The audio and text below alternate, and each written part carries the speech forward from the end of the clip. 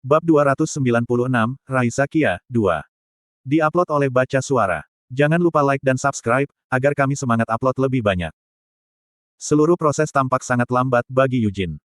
Ekornya, dihiasi dengan susunan sisik tajam dan kasar yang tangguh, membuat keturunan awal. Selanjutnya, kepala naga muncul, secara bertahap naik ke atas. Dengan kelesuan yang nyata, naga itu berbaring, mengarahkan pandangannya ke langit dengan cara yang disengaja dan terukur. Matanya tetap tertutup, terselubung dalam kegelapan. Perlahan, sangat lambat, kelopak matanya mulai berpisah. Seperti tirai halus yang terbentang, kerudung putih terangkat, memperlihatkan mata di bawahnya yang telah terbalik tetapi sekarang menemukan keselarasan yang tepat. Pupil matanya dibelah secara vertikal, mengingatkan pada tatapan ular-ular kolosal. Mata yang intens dan mengancam itu terpaku pada Yujin, memancarkan aura bahaya utama. Namun, itu bukan sekadar pertemuan tatapan, sebaliknya, rasanya seolah-olah mata naga yang luas dan mencakup semua itu menjerat Yujin, menangkap esensinya dalam tatapan kuat mereka. Itu adalah Dragon Fear. Mer kehilangan kesadaran di dalam jubah, dan juga diliputi oleh rasa takut yang mendalam, suara Raimira meletus dalam jeritan yang menusuk. Yujin sangat ingin menyerah pada dorongan yang sama, kehilangan kesadaran atau melepaskan jeritan primal, namun ia memadamkan impuls itu. Dia tidak mampu menyerah. Bagaimana dia bisa membiarkan dirinya menjadi orang bodoh yang menyala-nyala setelah hanya melihat naga hitam? Sambil menggertakkan giginya, Yujin memanggil setiap ons tekadnya dan mengaktifkan formula api putih. Tujuannya adalah untuk menahan tekanan tanpa henti dan tidak berwujud yang mengancam untuk menghancurkan tulang dan organnya. Yujin pernah mengalami Dragon Fear dari Ariartel, si naga merah. Namun, itu tidak bisa dibandingkan dengan apa yang dia rasakan sekarang. Itu hal yang biasa. Meskipun Ariartel sudah cukup dewasa dibandingkan dengan anak itu, Raimira, naga merah paling lama berusia 3 abad. Tapi bagaimana dengan Raisa Kia, naga hitam? Raisa Kia adalah naga kuno yang telah hidup selama lebih dari 1 milenium. Bahkan sebelum kejatuhannya, dia telah dihormati sebagai salah satu makhluk terkuat di antara naga. Mengkonsumsi hati Raja Naga setelah mengkhianati jenisnya sendiri telah memperkuat reputasinya yang menakutkan. Selain itu, sebagai naga kuno terakhir yang masih hidup setelah kematian saudara-saudaranya, Raisa Kia berdiri sebagai naga tertua, paling kuat, dan paling jahat yang pernah ada. Sepanjang kehidupan masa lalunya, Yujin telah bertemu Raisa Kia pada beberapa kesempatan, dan setiap pertemuan membawanya sangat dekat ke ambang kematian. Dia telah menjadi akrab dengan Dragon Fear Raisa Kia yang menghancurkan, setelah menghadapinya berkali-kali. Namun, anehnya, Yujin tidak merasakan keakraban dengan situasi saat ini. Dragon Fear Raisa Kia tampak lebih intens dibandingkan dengan pertemuan sebelumnya, melebihi apapun yang pernah dia alami sebelumnya. Dragon Fear adalah aura jahat kematian dan kehancuran yang dipancarkan oleh naga. Dalam kasus Raisa Kia, Dragon Fear-nya telah menyamai intensitas kepribadiannya yang bengkok 3 abad yang lalu. Namun, menjadi jelas bahwa kegilaannya telah berkembang secara eksponensial selama jebakannya di dalam kekosongan interdimensional. Ketakutan naga Raisa Kia membekukan Yujin di tempatnya, tubuhnya menegang seperti es. Meskipun memohon kekuatan formula api putih untuk melawan, gemetarnya tidak bisa ditekan. Wah! Rosario yang menghiasi lehernya memancarkan cahaya yang bersinar dan menghibur, menyelimuti Eugenius dalam pelukannya yang hangat. Kekuatan ilahi yang ditanamkan di dalamnya, sebuah bukti kontribusi Christina dan Anise, dimanifestasikan sebagai kehadiran ajaib. Meskipun dia mengerti itu sebagai ilusi, rasanya seolah-olah Christina dan Anise berdiri teguh di belakangnya pada saat itu. Bentuk halus mereka tampaknya membungkus dirinya, lengan dan sayap mereka berfungsi sebagai perisai pelindung, memastikan tekad Yujin tetap pantang menyerah dan mencegah keruntuhannya. Getarannya berhenti, dan roh yang dingin dan beku meleleh dalam cahaya hangat. Setelah menarik napas dalam-dalam beberapa kali, Yujin maju selangkah. Lalu dia menatap langsung ke mata Raisa Kia. Fairmouth, sebuah suara bergema dalam kegelapan, meskipun Raisa Kia tidak berbicara secara langsung. Tidak, Anda terlihat seperti Fairmouth, tetapi Anda bukan dia. Apakah Anda keturunannya? Ini Hamel, jawab Yujin tanpa menyembunyikan dirinya.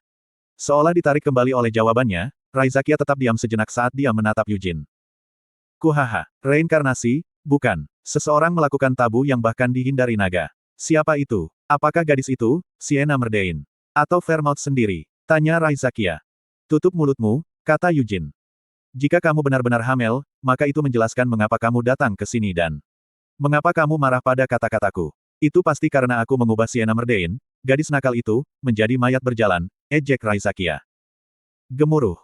Kegelapan meraung. Raisa Kia perlahan membentangkan tubuhnya dari bola, lalu melebarkan sayapnya. Saya ingat semuanya. Saya tidak pernah melupakan apapun. Sienna Merdein, gadis yang mengantarku ke tempat yang menyedihkan ini. Di antara manusia yang menyedihkan dan sombong, aku ingin mengunyah dan menelan gadis itu terutama.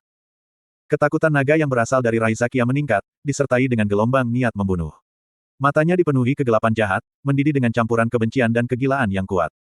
Yujin menganggap dirinya beruntung saat melihat mata itu. Noir Giabella, Ratu Iblis Malam, dan Gavit Linman, pedang penahanan, keduanya tidak kalah dengan Raizakia dalam hal kekuatan mereka. Yujin telah selamat dari beberapa pertemuan dengan keduanya. Noir tidak pernah menunjukkan permusuhan terhadap Yujin, dan Gavit tidak dapat membunuh Yujin karena kesetiaannya kepada Raja Iblis Penahanan. Namun, Raizakia tidak terikat oleh hal-hal seperti itu.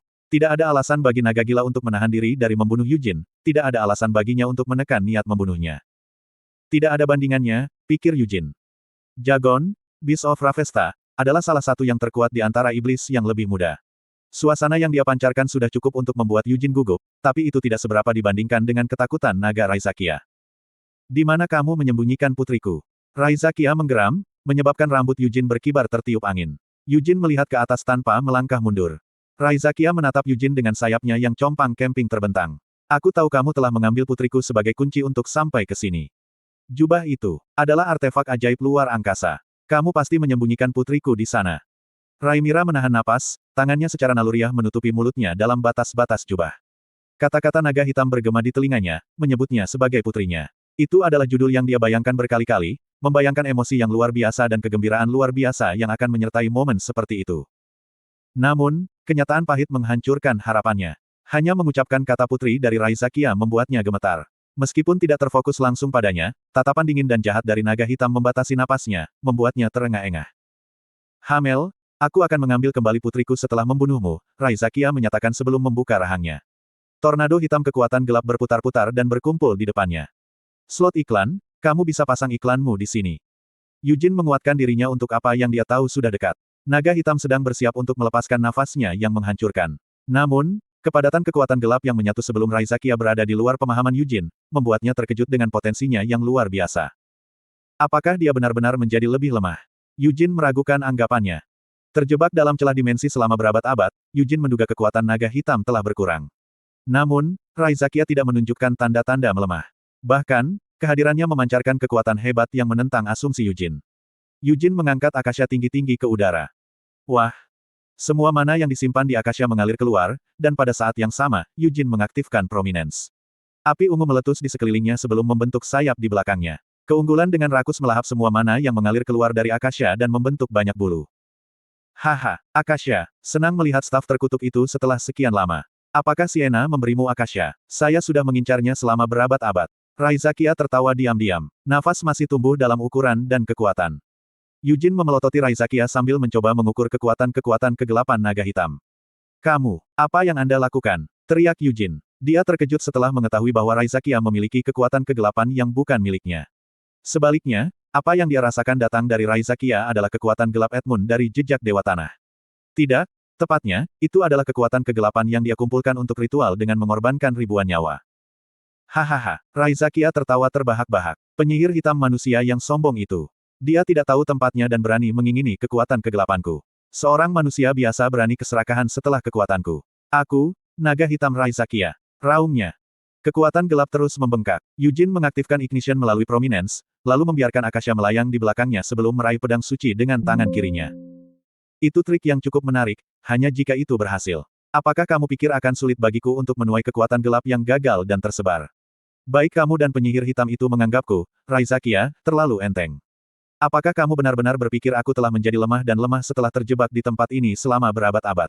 Raung Raizakia. Bola Dark Power tidak lagi mengembang. Sebaliknya, itu menyebabkan lingkungan mereka bergetar seolah-olah mereka berada di ambang ledakan. Kau akan mati di sini, Hamel. Aku akan membunuhmu dan memakanmu. Aku akan mengambil kembali putriku darimu. Setelah itu, tidak butuh waktu lama bagiku untuk melarikan diri dari tempat ini. Suara Raizakia semakin memanas. Naga dikenal karena umur panjang dan ketahanan mereka terhadap kerusakan waktu. Itu adalah sifat yang membuat pikiran mereka tetap tajam dan kewarasan mereka tetap utuh, terlepas dari tahun-tahun yang mereka kumpulkan. Namun, Raizakia berdiri terpisah dari saudara-saudaranya yang mulia. Naga hitam telah jatuh ke dalam kegilaan 3 abad yang lalu. Benar-benar tidak ada apa-apa di celah antar dimensi, tidak ada apa-apa kecuali tambalan kegelapan yang berbeda. Tapi kegelapan tidak mengandung mana, kekuatan kegelapan, atau roh. Seseorang bahkan tidak bisa merasakan berlalunya waktu di tempat ini.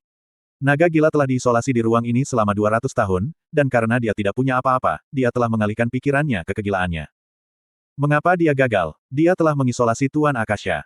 Penyihir manusia berada di ambang kematian. Dia tidak akan menjadi ancaman bahkan jika dia dalam kondisi sempurna. Tidak ada alasan baginya untuk gagal. Para elf bukanlah halangan. Dia akan membunuh Sienna, membunuh para elf, mengambil Akasha, dan membakar pohon dunia hanya karena. Tapi dia gagal. Sebuah keajaiban. Benar, itu benar-benar keajaiban. Pohon dunia telah melindungi para elf dan Sienna. Penyihir manusia telah memindahkannya ke kehendaknya saat berada di ambang kematian. Akibatnya, dia berada dalam keadaan yang menyedihkan ini selama ratusan tahun. Pikiran ingin mati tidak pernah terlintas di benaknya. Naga iblis selalu selamat, bahkan ketika keadaan tampak suram. Bahkan di medan perang di mana Raja Iblis Penghancur dan Raja Iblis Penahanan telah membantai setengah dari semua naga, di mana semua naga kuno binasa, Raizakia selamat dengan mengkhianati Tuhan, melahap hatinya, dan merusak dirinya sendiri. Tidak akan berbeda kali ini. Dia tidak tahu berapa tahun telah berlalu, tetapi Raizakia selamat.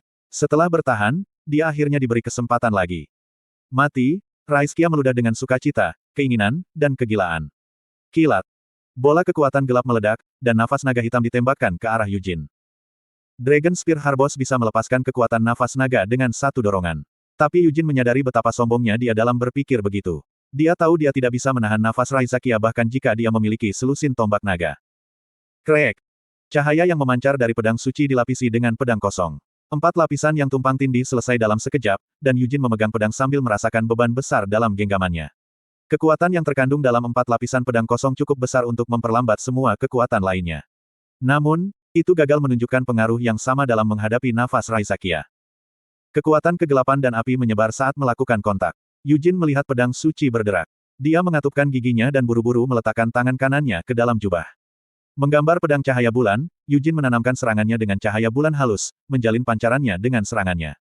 Kekuatan gabungan dari pedang cahaya bulan dan 4 lapisan pedang kosong terbukti cukup untuk menetralkan nafas yang mendekat. Namun, terlepas dari prestasi ini, jejak kegelisahan merayap di atas fitur Yujin, menguras warna dari wajahnya. Karena di hadapannya, dia melihat pemandangan 10 bola tambahan kekuatan kegelapan, replika nafas yang tepat, siap di depan Raizakia. Pedang cahaya bulan. Naga iblis mengenali senjata itu. Dia mengepakkan sayapnya sambil tertawa. Sungguh ironis, Hamel. Kau adalah yang paling manusiawi dari siapapun, tidak seperti Vermouth, yang bahkan tidak tampak seperti manusia. Dan kau membenci Demon Fog dan Raja Iblis lebih dari teman-temanmu.